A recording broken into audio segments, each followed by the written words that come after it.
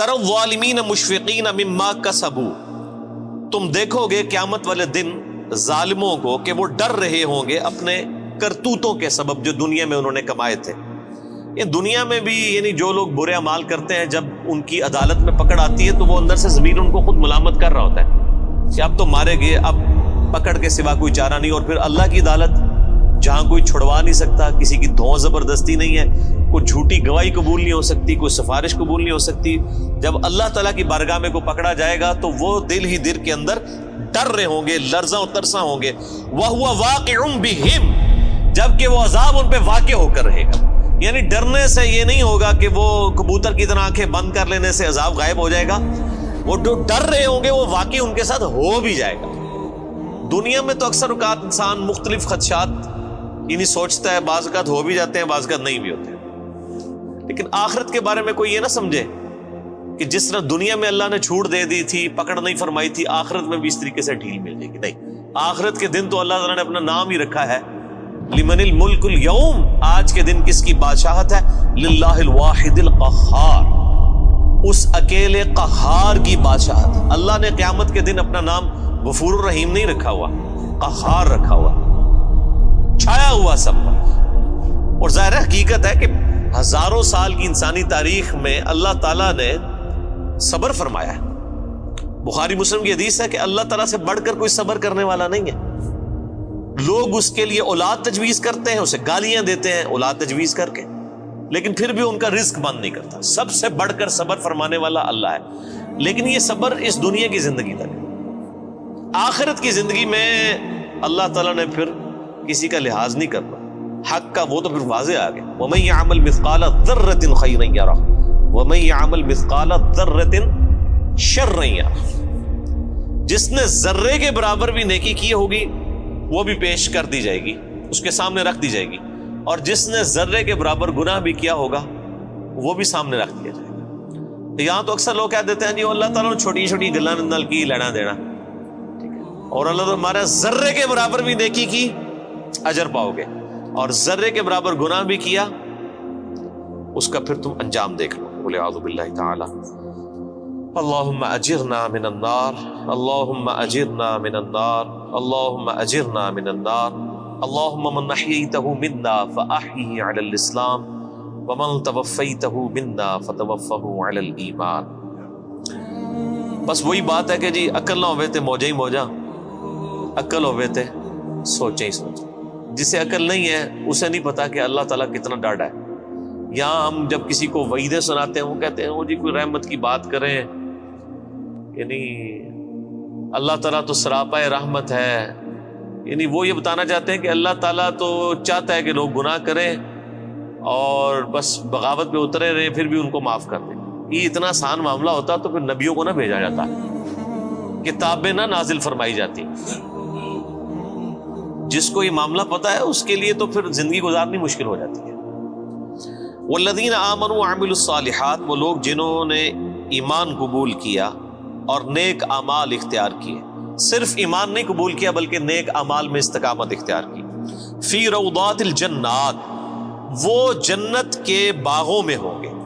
لہم ما یشاءون عند ربہم، وہاں ان کے رب کے پاس ان کے لیے ہر وہ چیز ہوگی جو وہ خواہش کریں گے۔ ذالک هو الفضل الکبیر، یہ ہے سب سے بڑا فضل۔ یعنی لوگ سمجھتے ہیں کہ دنیا میں اعلیٰ منصب حاصل ہو جانا، یا پچھلے دنوں الیکشن ہوئے ہیں تو لوگ سمجھ رہے تھے شاید پرائم منسٹر بن جانا کوئی بہت بڑا عہدہ ہے، دنیا میں بہت زیادہ دولت کما لینا کوئی بہت بڑا عہدہ ہے۔ اللہ تعالیٰ ہمارا ذالک هو الفضل الکبیر، اصل میں اللہ کا فضل اس پہ ہے جس نے ہمیشہ کی کامیابیاں حاصل کر لی۔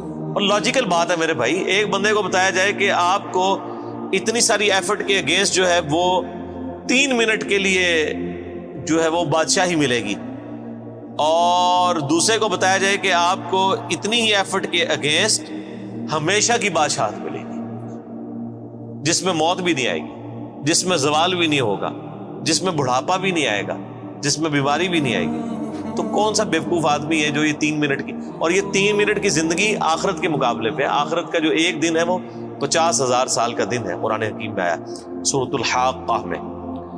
تو آخرت کا جو ایک دن ہے اس کے مقابلے پہ 60 سال کی زندگی 3 منٹ بنتی ہے آلموسٹ. ابھی آخرت کے بعد جو جنت اور دوزخ کا فیصلہ ہونے والا ہے وہ تو صحیح مسلم میں حدیث ہے کہ کوئی شخص سمندر میں انگلی ڈبوئے, سمندر میں جو انگلی ڈبونے سے اس کی انگلی پہ پانی لگتا ہے وہ دنیا کی زندگی ہے, اور سمندر آخرت کی زندگی, انفینٹ لائف. تو اصل میں کامیاب وہ ہے جو وہاں پر کامیاب ہو گیا, اصل عقل مند وہی ہے. ذالک الذی یبشر اللہ عبادہ الذین آمنوا, یہ ہے وہ جنت جس کی خوشخبری دیتا ہے اللہ تعالیٰ ان لوگوں کو اپنے بندوں میں سے جو ایمان لائے, وعملوا الصالحات, اور نیک اعمال بھی کیے. قرآن پاک میں کہیں بھی جنہوں کہتے ہیں چھڑا ایمان کدھر بھی نہیں ذکر ہویا, خالی ایمان جو کچھ بھی ہے اللہ تیرے محبوب کی امت سے ہے, نہیں. ہمیشہ اب یہ حالانکہ وعملوا الصالحات اسی سے پچھلی آیت میں ریپیٹ ہو چکا تھا, لیکن پھر کہا کہ یہ بشارت ہے, یعنی وہم نکالا ہے, کسی کو خدشہ بھی نہ ہو کہ صرف ایمان کی بات کی تو کہہ جی کلمہ تو پڑھا ایک نہ ایک دن تو جنت ہی چلی جانا ہے. ٹھیک ہے نا جی, وہ تو صحیح بخاری کی حدیث ہے, میری پوری امت جنت میں جائے گی سوائے اس کے کہ جس نے خود ہی جنت میں جانے سے انکار کر دیا. تو صحابہ نے پوچھا یا رسول اللہ صلی اللہ علیہ وسلم کس نے انکار کیا؟ تو آپ نے بڑا سمپل جملہ ارشاد فرمایا کہ جس نے میرا حکم مانا وہ جنت میں جائے گا, اور جس نے میری نافرمانی کی اس نے جنت میں جانے سے انکار کر دیا. یعنی ایک جملے میں پورا دین کور کر دیا.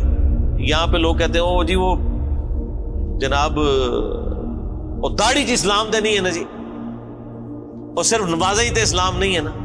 تو کون کہہ رہا ہے کہ صرف داڑھی اور نمازوں میں اسلام ہے؟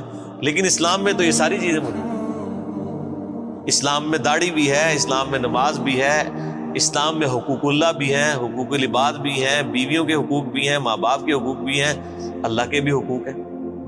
تو یہ ساری کی ساری ٹوٹل پیکج مل کے جو ہے وہ اسلام ہے نا. ادخلوا فی السلم کافہ, اے ایمان والو اسلام میں پورے کے پورے داخل ہو جائے. یہ جو لولا لنگڑا اسلام لیے پھرتے ہیں نا, کسی نے صرف وہ خدمت خلق کا اسلام پکڑا ہوا ہے, کس نے وہ یعنی داڑھی کا اسلام پکڑا ہوا ہے, کس نے صرف پگڑی کا اسلام پکڑا ہوا ہے, کسی نے صرف نماز پڑھنے کا پکڑا ہوا ہے اسلام, باہر نکل کے ساری بے ایمانیاں کرتے ہیں. یہ جزوی اسلام اللہ تعالیٰ کو نہیں چاہیے. اس اسلام کی تو مثال کسی شخص کے ایسے نامہ اعمال کا تالاب ہے کہ جس کے اندر مسلسل گٹر کا پانی گر رہا ہے. وہ صاف ستھرا پانی کسی کے کوئی کام نہیں آئے گا.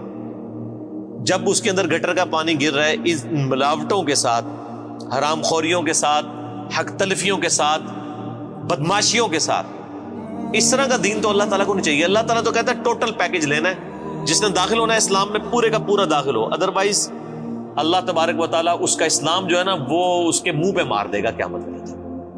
جن لوگوں نے نبیوں کی صحبت کی ہوئی, اگر انہوں نے بھی ٹرو رسپانس نہ کیا ان کی پکڑ ہو جانی ہے, باقی تو کسی کھاتے میں نہیں. تو اللہ تعالیٰ بارہ کہ اس کی بشارت دیتا ہے اللہ تعالیٰ اہل ایمان میں سے اپنے ان بندوں کو جو ایمان لائے اور نیک اعمال اختیار کیے.